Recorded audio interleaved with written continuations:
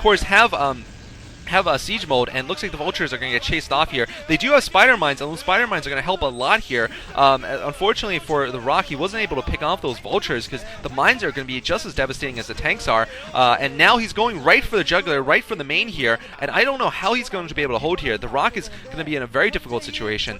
The one thing that's good for him, though, is that the Light did not have a floating building there. It looks like he's just building turrets, and interesting enough, he's floating his engineering bay over. Very smart move there. So he's going to be able to get vision up there. But looks like he's going to take down Rock's natural expansion. In the meantime, though, there's really nothing that the Rock can do at this point. He might be able to, yeah, he's going to cancel all the gateways there.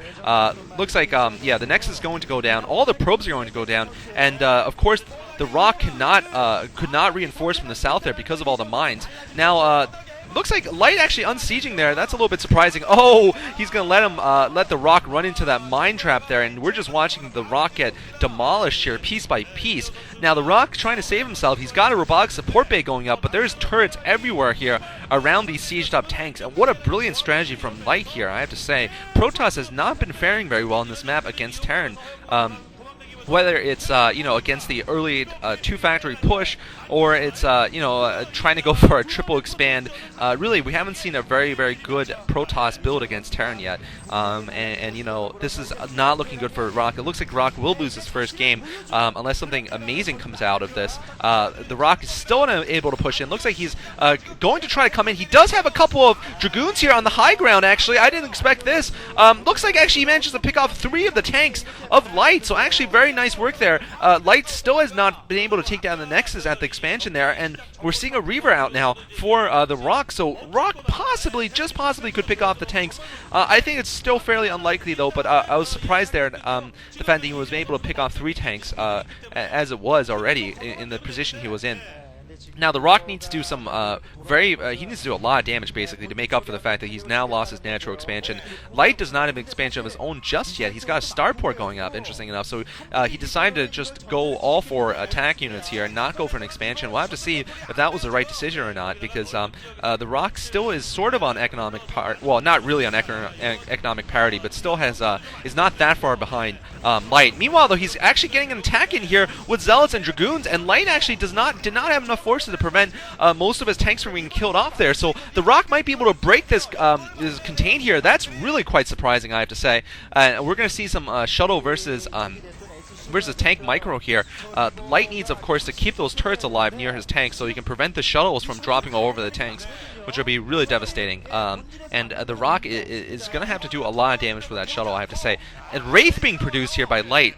So a Wraith being produced, and this is definitely not standard play here, but it's actually quite a good counter against the dropship play, against the Reaver play. Oh, the Reaver's dropped anyway, though. Manages to get a hit off on the siege tank. Looks like he's going to get another hit off on the siege tank, and the siege tank goes down, so no more siege tanks left. No, actually one reinforcing siege tank coming in, but looks like the Reaver is going to pick off another tank here. Looks like Light trying to focus down on the tanks, and Rock is doing a really good job of defending here.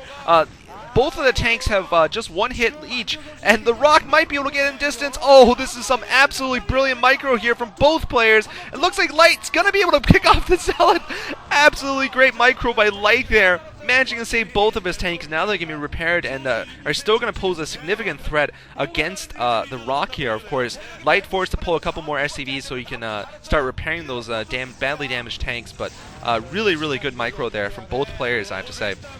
And still, the Rock has that little, has a stranglehold here on the Rock's base here, and really Light is just getting shelled terribly here. He's going to lose his gas production once again. A lot of SCVs coming down from Light. They're going to be able to repair those tanks constantly, and really, once the gas goes down, I don't see how Rock can pull himself out of this. Oh, yeah, the other time when, of course, oh, and this shuttle is not going to have fun here. This shuttle goes down, and really, this time the Reaver harass was not successful at all.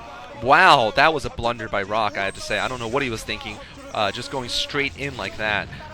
What I was trying to say was, and the gas goes down. The other time I did see Protoss go for a weird build against Terran was when, I forget which Protoss player, I think it was Pure, decided to go for very fast, base carriers against C and got completely wiped off the map when C went for that 2 factory push. So it seems like Terran 2 factory pushes are just so effective on this map that Protoss really should not be greedy, should not go for that 14 Nexus. I haven't seen a single time when Protoss has won on this map, in fact, and every time they've gone for 14 Nexus. So there might be a correlation here between going 14 Nexus and losing. Here comes the Rock going for another Reaver drop. He's going to drop the Reaver in, but it doesn't take down more than one tank. GG coming from the Rock. For a second there in the middle, I thought he would have a chance of coming back, but no. The build order, just the quick 2 factory push against the 14 Nexus was just too powerful. And look at that booth girl. She was smiling because Light could open the door. I mean, which booth girl? I mean, which booth girl wants a guy who can't open the booth door? Seriously. Booth girls just look at the booth door. That's their only purpose is to see the door swinging open in time and to smile. And you know, Flash just couldn't do it. He didn't get the smile from the booth girl. Really, minus 10 mana there for Flash. The Rock looking a little bit perturbed. You know, Light is 1-0 in this group, so it could be him and Best leaving Group B here. I hope you guys enjoyed my commentaries for today. So I have commentated now all of the games of day 1 of the OSL. Day 2's games have not come up yet. They were played earlier today, September 12th, but I haven't been able to download them just yet. But when they are up, I'll try to commentate them also. Hope you guys enjoyed. This is Cholera, signing off.